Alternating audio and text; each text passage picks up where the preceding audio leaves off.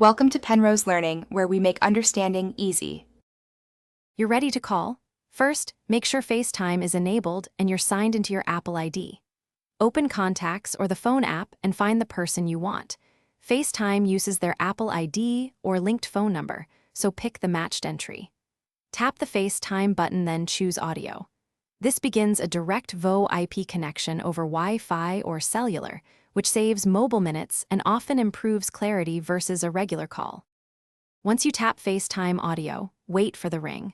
Quality depends on connection, so prefer Wi-Fi. If you're on cellular, it still works, but audio may vary. Use the in-call controls to switch microphone input, enable speaker, or route audio to AirPods. These adjustments improve clarity and comfort. If the person doesn't answer, you can send a quick message or a FaceTime invite and schedule a short callback. This helps when time zones or poor signal prevent immediate pickup. To finish, tap the red hang-up button and confirm the call ended so no audio stays active. If audio stutters or cuts out, make sure you're on a stable network. Toggle Wi-Fi off and back on, or switch to cellular to test. If FaceTime won't place calls at all, sign out and back into FaceTime or restart your device. This clears temporary glitches. One key troubleshooting tip: check that the contact's FaceTime address is correct.